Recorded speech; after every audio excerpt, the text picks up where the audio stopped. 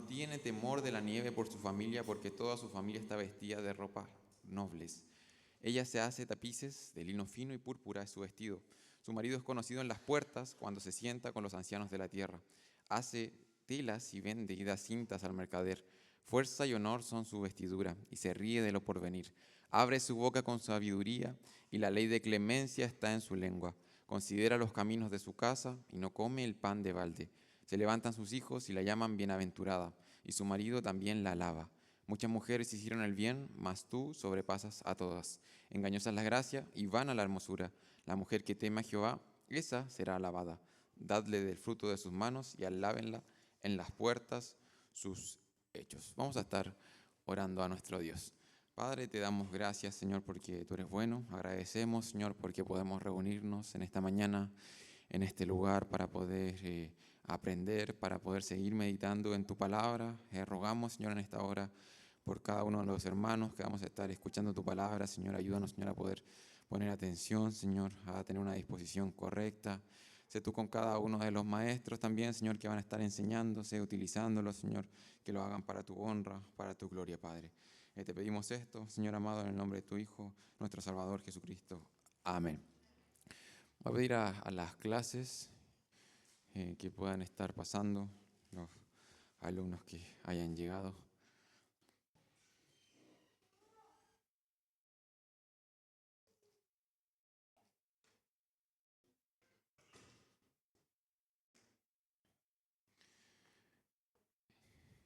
Y vamos a continuar con la clase de adultos, el tema que hemos estado abordando, ya me atrevería a decir, son varias clases, no sé si son 9, hay una que la repetimos, la hicimos en 2 partes, así que vamos a continuar estudiando el tema de la familia. Hemos estado hablando acerca de la familia, acerca de lo que la Biblia habla de la familia. Hace unas semanas atrás comenzamos a hablar acerca de la crianza, de la paternidad. Hablamos acerca de los padres y los hijos. Meditamos acerca de lo que significa ser un varón, un hombre, criar a varones, a hombres. Y la semana antepasada, la semana antepasada comenzamos a hablar acerca de las madres, acerca de las hijas y en general acerca de las mujeres. Y hoy día vamos a tener la segunda parte de esa clase. Vamos a continuar conversando, meditando en este tema, que es bien importante. Me gustaría partir recordando un hecho histórico. El 13 de mayo de 1973 hubo una competición bastante famosa, es un evento bien recordado.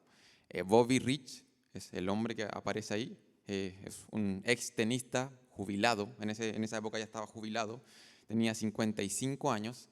Este ex tenista en esa época afirmaba abiertamente, él tenía una personalidad bastante peculiar, afirmaba abiertamente de que el tenis femenino era un deporte inferior.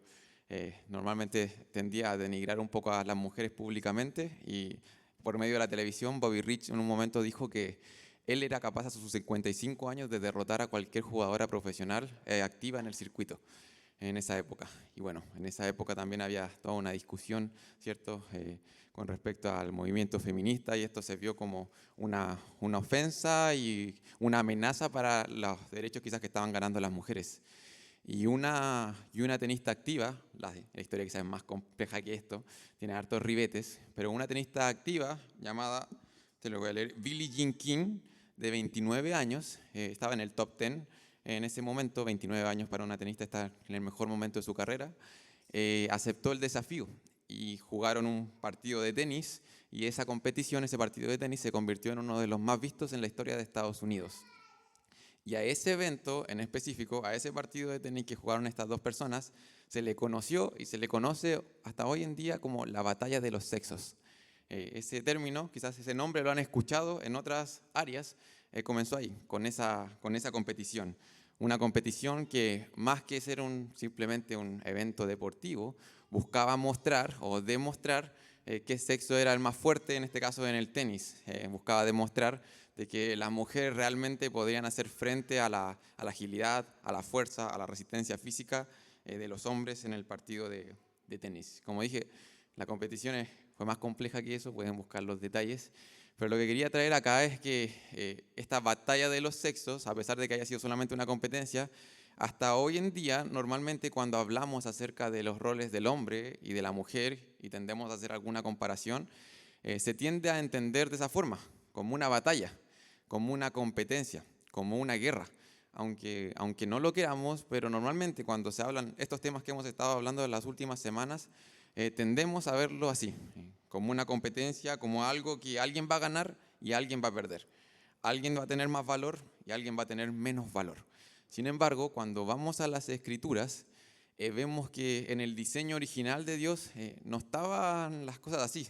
Él no quería que pensáramos en los hombres y las mujeres como una guerra o como una batalla. De hecho, cuando vamos a las Escrituras, entendemos que en el diseño original no estaba, y en Génesis 3, cuando ingresa el pecado, podemos ver que ocurre eso, que ocurrió eso justo lo que aparece en la foto. Y quisiera iniciar esta clase leyendo un texto en Génesis 3, que nos muestra un poquito eh, por qué pasan cosas como esta, o por qué manejamos ese lenguaje y nos cuesta hablar de esto en nuestra sociedad. ¿Por qué parece una guerra, una batalla, algo ofensivo de lo cual hablar?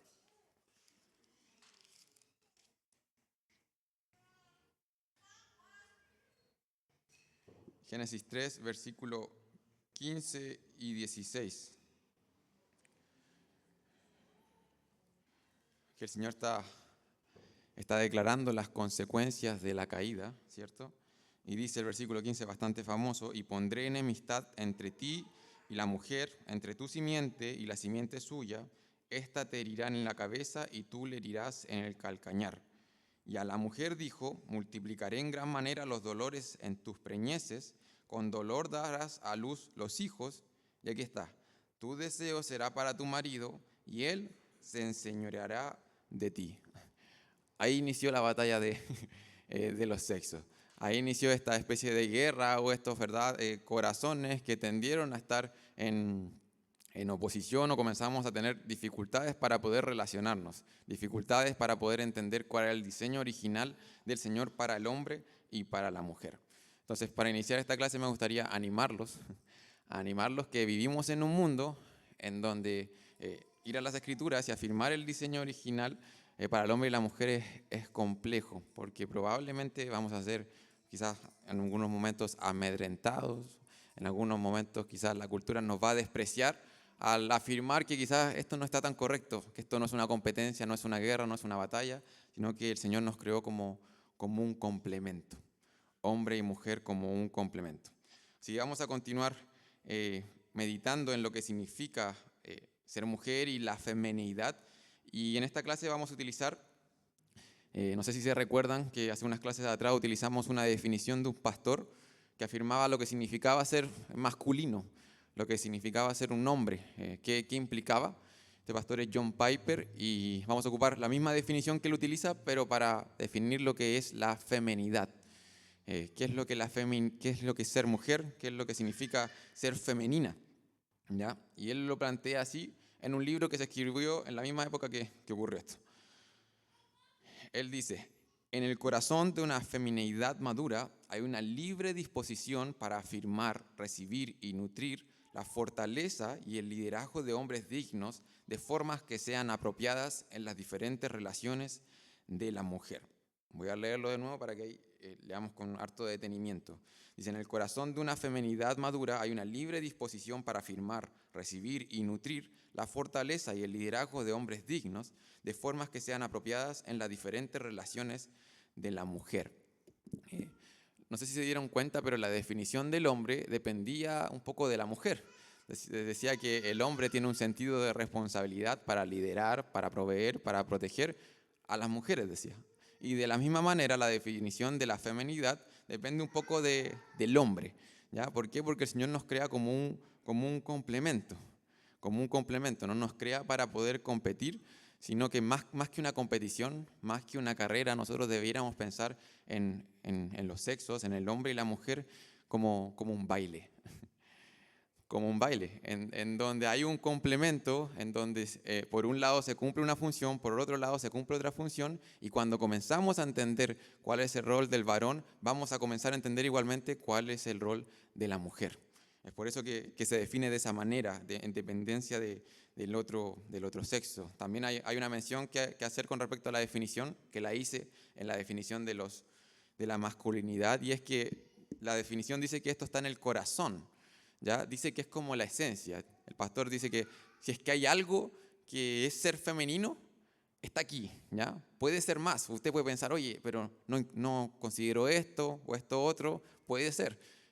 Puede ser que haya más cosas que añadir a esta definición, pero si hay algo en esencia que debiera estar en una mujer que entiende su rol bíblicamente, debiera ser esto. Así que vamos a comenzar a desglosar esta definición que nos plantean estos pastores.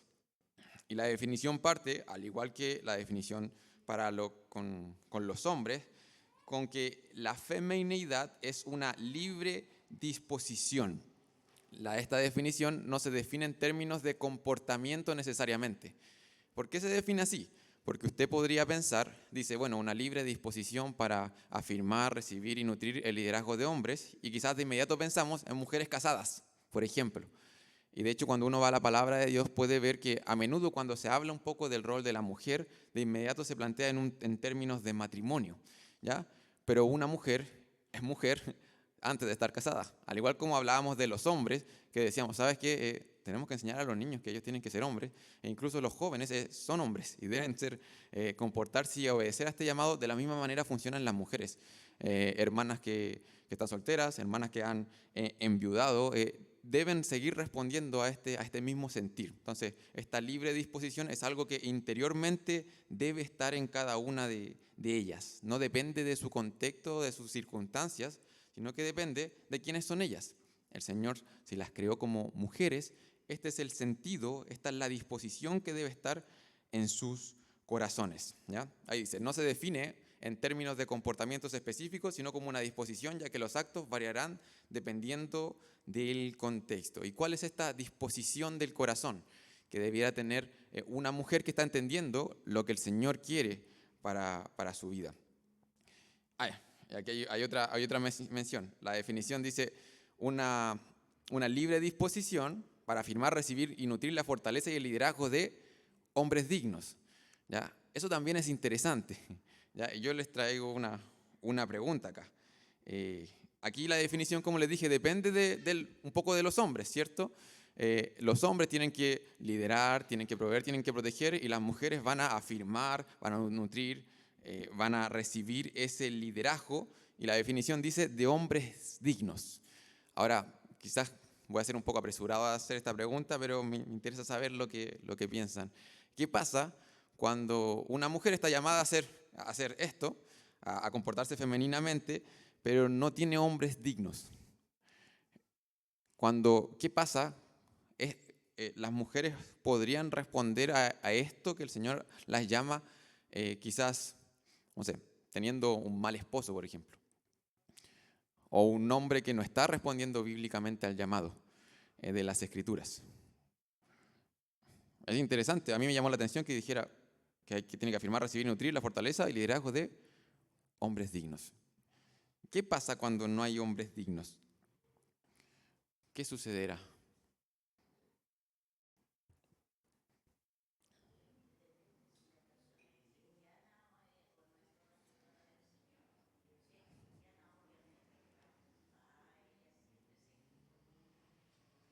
¿Ya? Depende si es que la persona es cristiana o no es cristiana.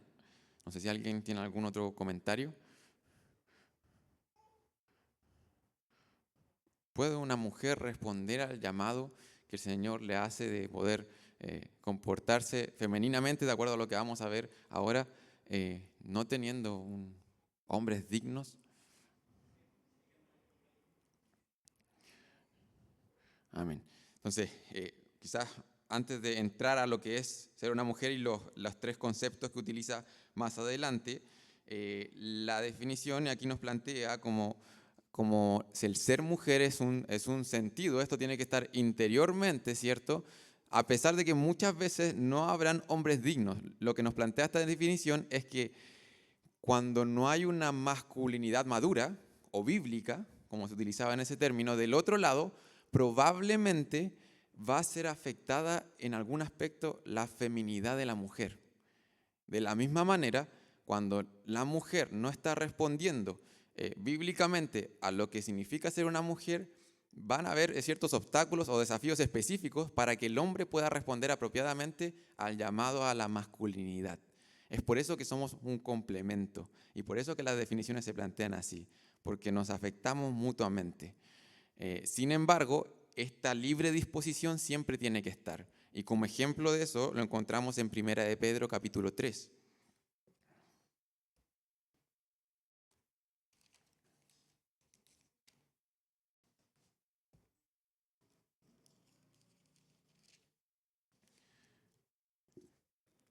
Versículo 1 al 6. Voy a leer todos esos versículos.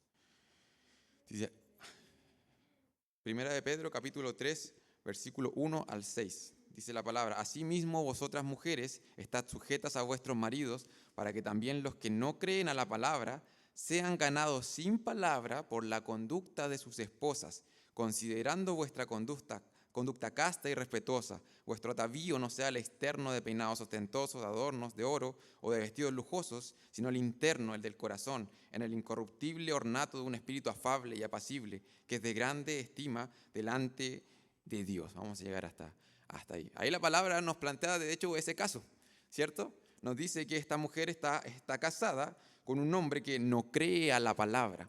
No cree a la palabra. Podríamos decir que su liderazgo no es de un hombre digno, porque él no está probablemente respondiendo a los mandatos bíblicos de lo que significa ser un hombre.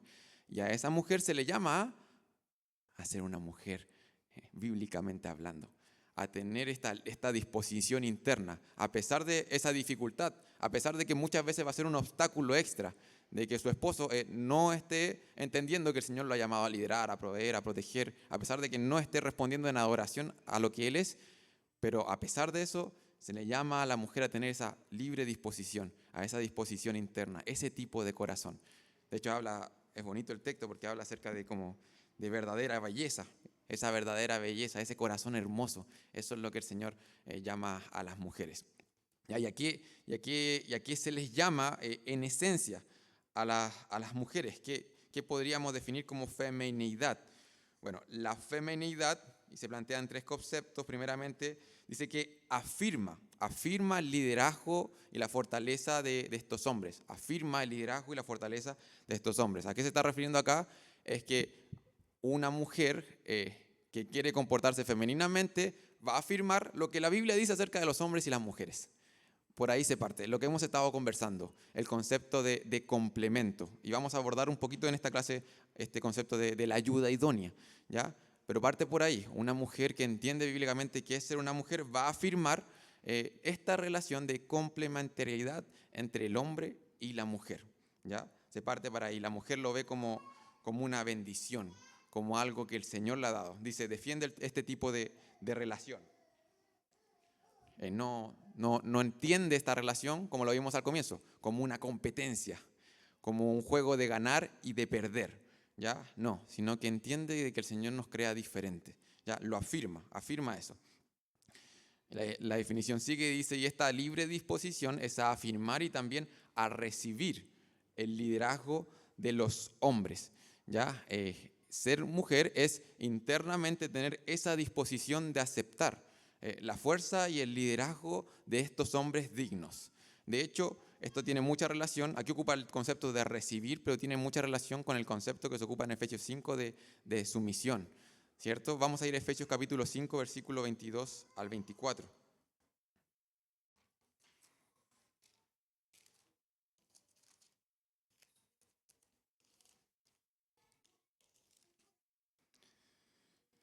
Efesios 5, 22, 24. Dice, las casadas estén sujetas a sus propios maridos como al Señor, porque el marido es cabeza de la mujer, así como Cristo es cabeza de la iglesia, la cual es su cuerpo y Él es su Salvador. Así que como la iglesia está sujeta a Cristo, así también las casadas lo estén a sus maridos en todos. Voy a saltarme al versículo 33. Dice, por lo demás, cada uno de vosotros ame también a su mujer como a sí mismo, y la mujer respete a su marido. ¿Sí? Es bastante clara la escritura en ese sentido y me gusta el concepto que ocupa de recibir. Quizás a veces nos cuesta entender un poco este concepto de sujeción o de sometimiento, pero tiene mucho que ver con esto, con tener esa disposición a recibir el liderazgo, la provisión y la protección de estos hombres. Y específicamente el contexto está hablando acerca de los esposos. En el matrimonio significa que la esposa reconoce que el Señor ha puesto a su esposo como cabeza, como dice ahí el texto, como líder del hogar. Y está llamada a confiar en eso, a confiar en que el Señor lo ha ordenado así para dirigir, para guiar, para proteger y guiarla a ella. Entonces, esta disposición a recibir este liderazgo es recibirlo como una bendición. Nuevamente, es una disposición, es algo del corazón, ¿ya? Es una disposición a no estar intentando invertir los roles. Es una disposición a alegrarse cuando el hombre no está siendo pasivo, sino que está comportándose como un hombre. Es una disposición del corazón a sentirse honrada. ¿Por qué? Porque hay un hombre que está cumpliendo esa labor. Incluso podríamos llevarlo un poquito más allá y podríamos decir que es una disposición, una forma de vivir, de enfrentar los desafíos de la vida en donde las mujeres impulsan o se disponen, promueven a que hombres puedan tomar ciertas responsabilidades de manera apropiada. ¿Ya? A eso se refiere con esa sumisión, esa sujeción, esa disposición. ¿Ya? Aquí podríamos sacar varias aplicaciones. Sé que esto no es una predicación, pero podemos reflexionar acerca de lo que implica, no sé, para las madres, para las esposas, en la manera en que estamos respondiendo a esta disposición. ¿Ya? Muchas veces respondemos de manera inadecuada a recibir el liderazgo de los esposos cuando no sé, hablamos mal de los esposos o nos quejamos mucho de los esposos, o hay muchas formas de no responder adecuadamente a esta sujeción. Obviamente aquí, y la Biblia también lo habla, de que la principal sujeción de la mujer es hacia el Señor, y el hombre tiene que sujetarse al Señor, y siempre que eso se está dando, ¿cierto? No hablamos de no tener conversaciones en donde se puedan confrontar mutuamente en cuanto a cosas que se están haciendo mal. Sin embargo, hay actitudes que muchas veces vienen a ser un obstáculo para que el hombre pueda cumplir su labor. De la misma manera sucede del otro lado. Entonces hay un llamado para las esposas, para las madres, hay un llamado también para criar a las hijas de esta manera. De pequeñas poder enseñarles lo que significa ser una mujer. Con cosas pequeñas, por ejemplo, instar a las pequeñas a que puedan pedir consejo de sus padres, de los varones, y de que se puedan someter a ese consejo, de que puedan buscar protección, ayuda, provisión de su padre y de esa manera enseñarles de pequeña, ¿sabes qué? Esto significa ser un hombre. ¿Ya? Para que cuando llegue el día de que ella tenga que buscar un hombre, busque un hombre de acuerdo a lo que, ¿sabes qué? Yo vi a mi papá. Y mi papá entendía cuál era el diseño del Señor para los hombres. Y va a intentar buscar un hombre de acuerdo a la palabra. Eso sucedería de manera lógica, podríamos decir. Entonces, hay hartos llamados para las madres, para cómo criamos a las hijas, para los padres igualmente, cómo nos relacionamos con las pequeñas, los que tienen hijas de diferentes edades, de qué manera estamos promoviendo esto. Podemos pensar en los abuelos, en las abuelas, en qué manera estamos promoviendo que los hombres de la familia, los hijos, puedan, ¿sabes qué?, tomar este rol. Y las mujeres poder tener esa disposición del corazón a recibir ese liderazgo, esa fortaleza. Y finalmente la definición termina diciendo que esta libre disposición es a afirmar, recibir y a nutrir el liderazgo de estos hombres dignos, a nutrir el liderazgo de estos hombres dignos. ¿Ya? Y esto es bien interesante. Vamos a ir a Génesis capítulo 2, versículo 18. Y es que aquí se ocupa un concepto que es conocido por todos, pero que culturalmente se malinterpreta y quizás nosotros sin darnos cuenta también lo malinterpretamos. Génesis 2, versículo 18.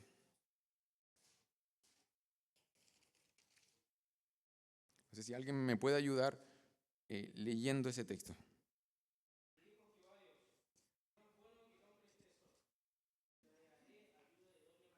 Ya. La palabra de Dios literalmente aquí dice que al Adán se le proveyó una ayudante en el inicio. Eso dice de manera literal. La mujer debía ser ayuda idónea.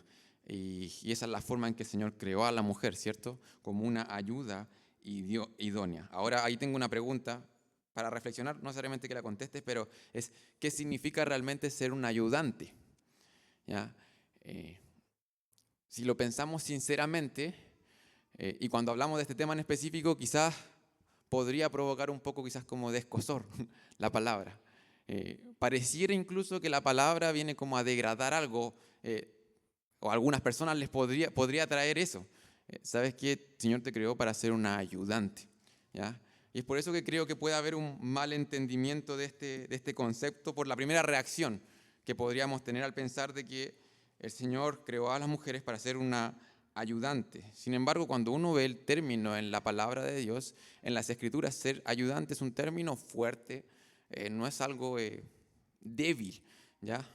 Yo recuerdo cuando era pequeño, mi papá arregla electrodomésticos a domicilio y cuando yo tenía 3, 4 años siempre me llevaba en el auto a trabajar. Yo siempre andaba con él para todos lados. Y entrábamos a la casa y me sentaba en el living. Y yo estaba todo el rato sentado en el living mientras mi papá arreglaba el refrigerador, el califón, yo estaba sentado todo el rato. Y siempre le preguntaban a mi papá, oye, ¿quién es este niñito? Y él decía, es mi ayudante. ¿Ya? Ando con ayudante, decía, es mi ayudante.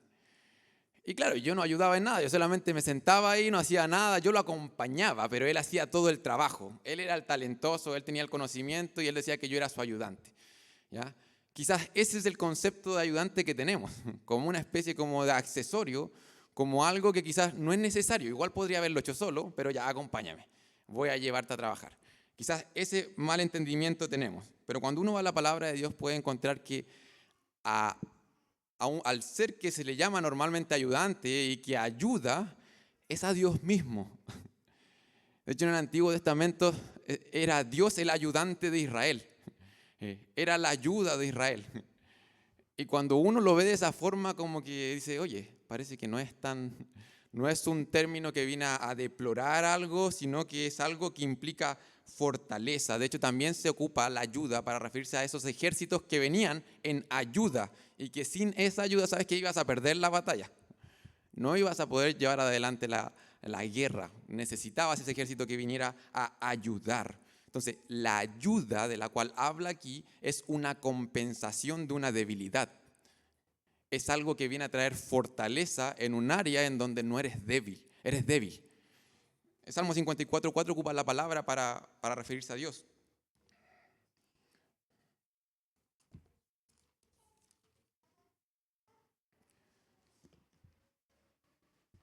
Salmo 54:4. Si alguien me puede ayudar ahí, me puede ayudar leyendo.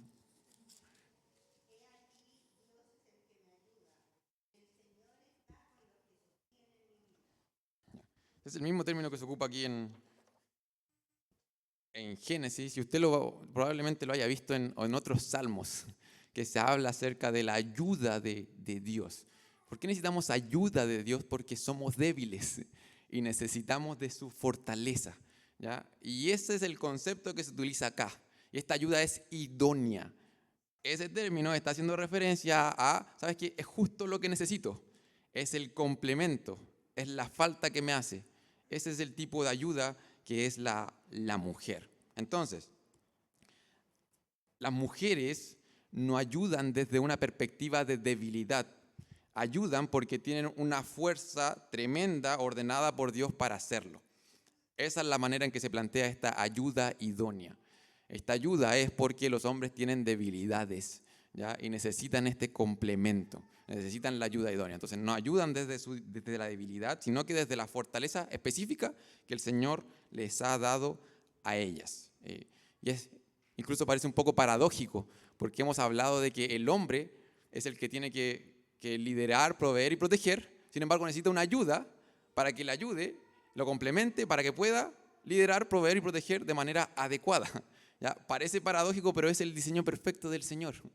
¿Ya? Y si algún hermano tiene alguna duda de que, ¿sabes qué? No, yo soy más fuerte que ella y no sé en qué me podría ayudar. Siempre se plantean ciertos datos estadísticos que quizás nos podrían poner un poco en nuestro lugar a los hombres, entender de que no somos seres perfectos.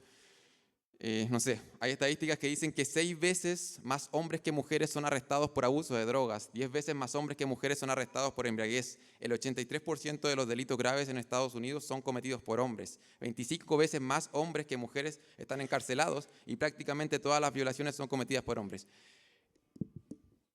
Tenemos debilidades y probablemente no son las mismas que las que tienen las mujeres. No estoy planteando que las mujeres, ¿cierto?, no tienen debilidades.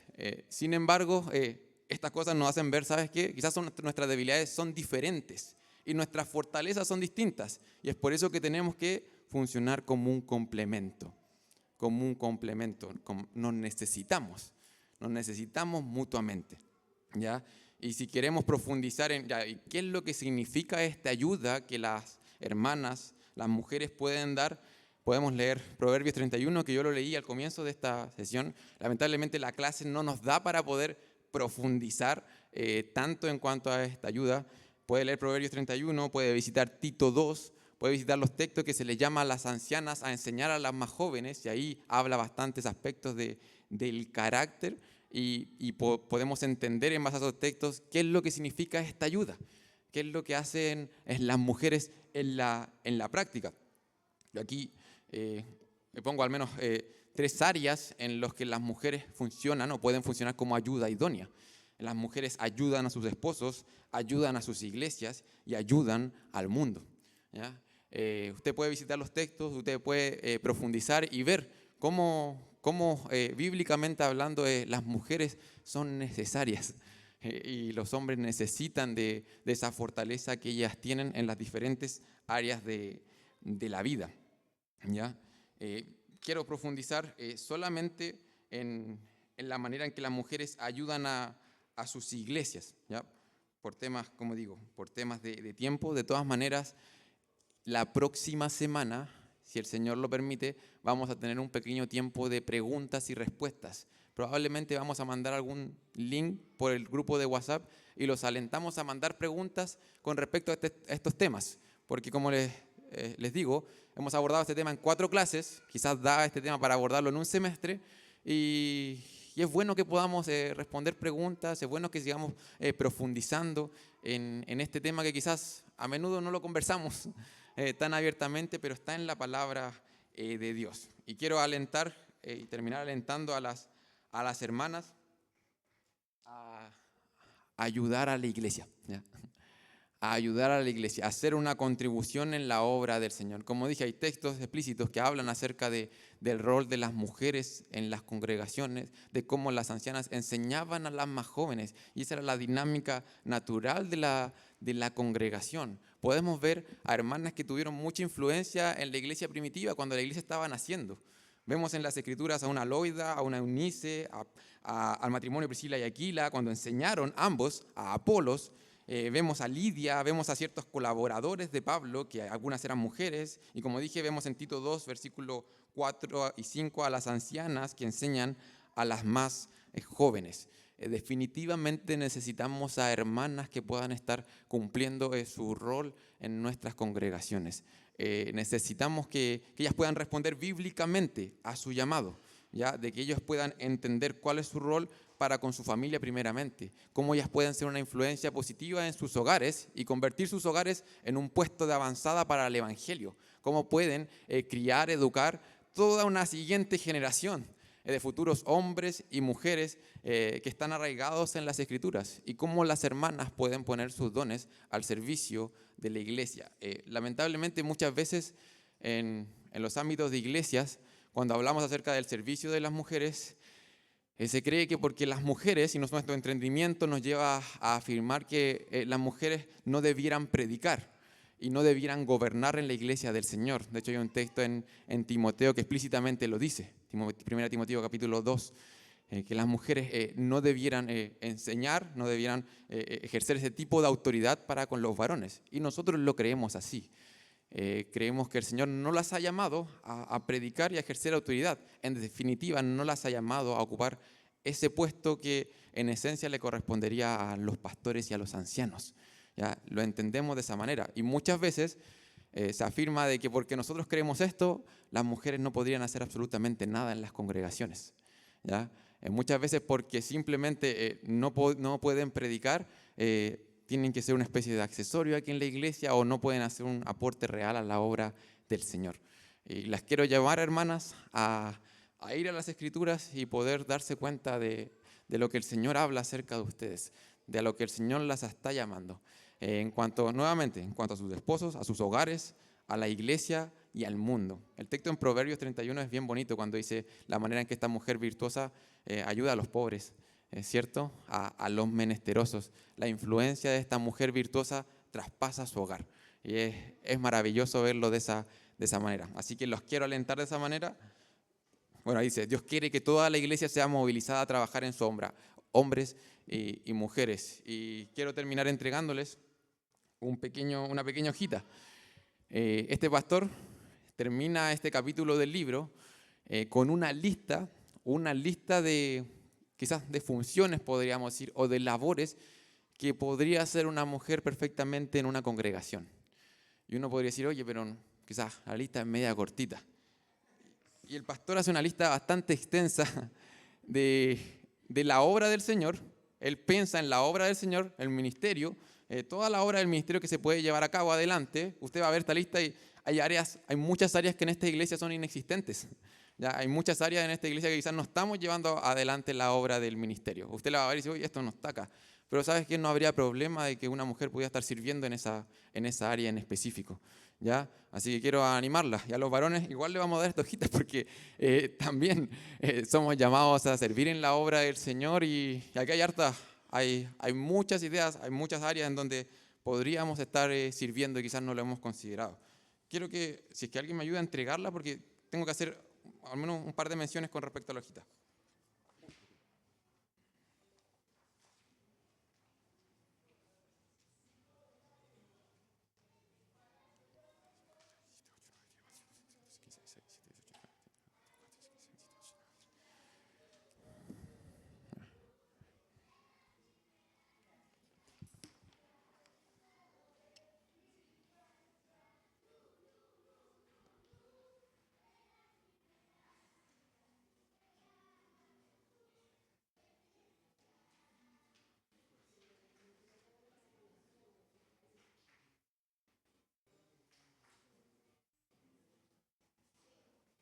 Ya. No sé si alcanzaron.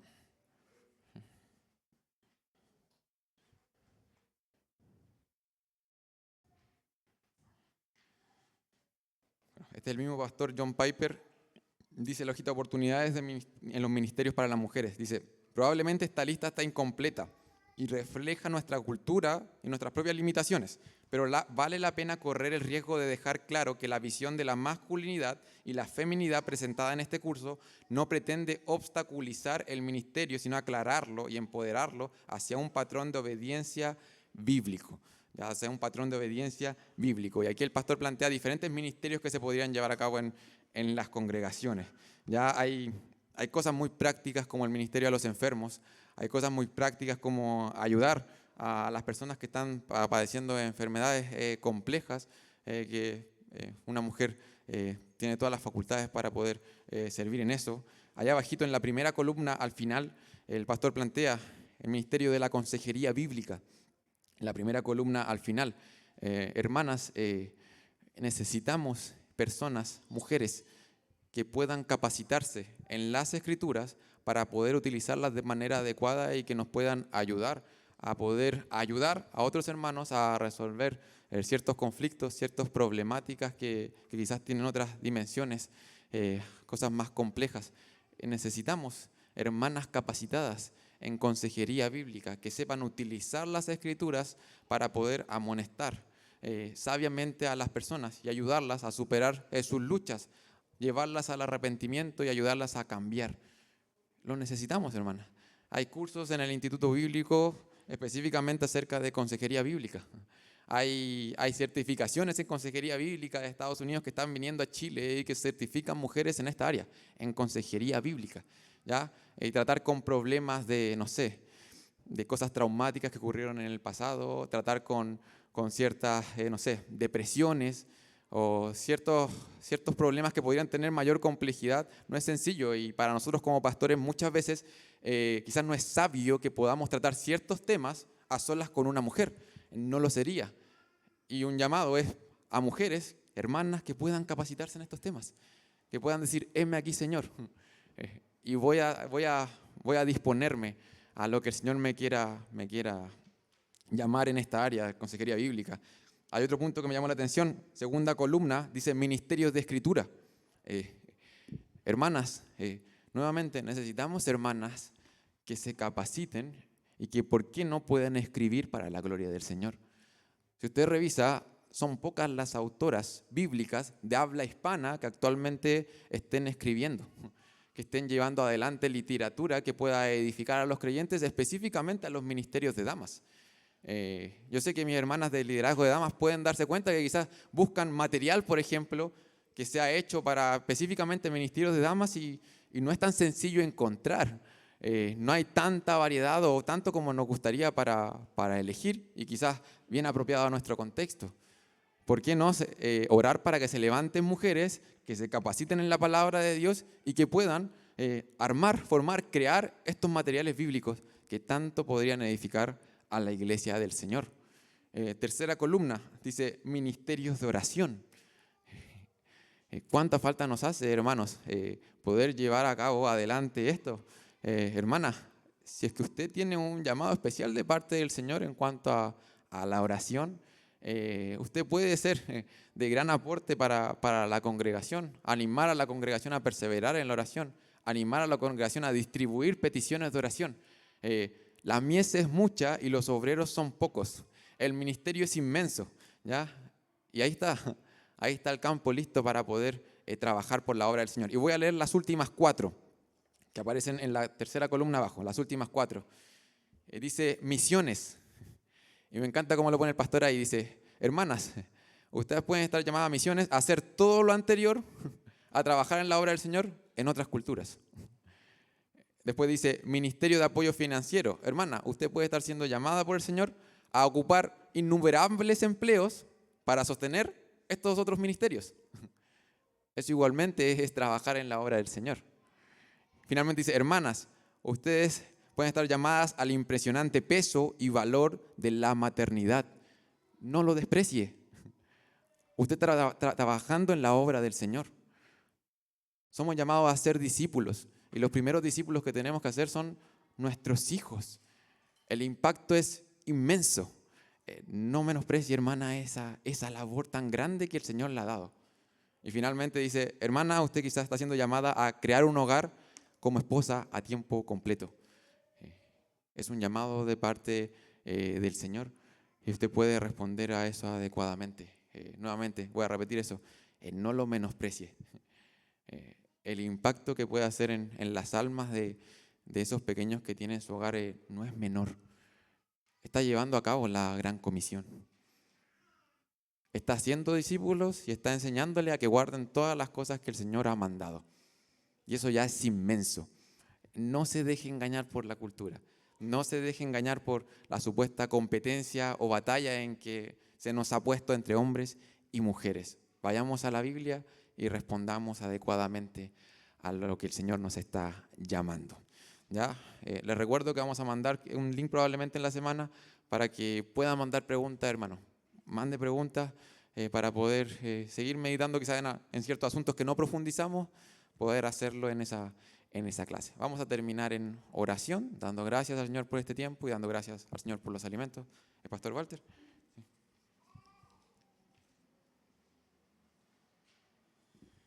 Les invito a ponerse de pie y oramos al Señor. Padre, en el glorioso nombre de Jesús, te alabamos, te bendecimos porque tú eres bueno. Gracias, Señor, por tu palabra que es rica en sabiduría. Contiene gran conocimiento, Señor, para nuestra vida, para ser obedientes, para vivir una vida llena de piedad, llena de adoración a ti.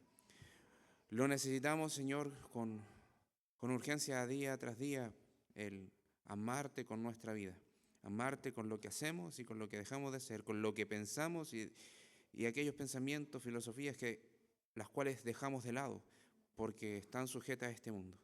Oramos, Señor, para que transformes cada día nuestra mente por medio de tu palabra, por medio de esa obra de tu Espíritu, y que podamos ser aquellos hijos tuyos valientes que obedecen tu palabra sin mirar perjuicio. Oramos, Señor, también agradecidos por los alimentos que siempre hay en este tiempo, y oramos, Señor, para que en todo cuanto hagamos sea tu nombre glorificado y podamos tener un grato tiempo en comunión. Oramos, Señor, por todo lo que hemos hecho en el glorioso nombre de Jesús. Amén.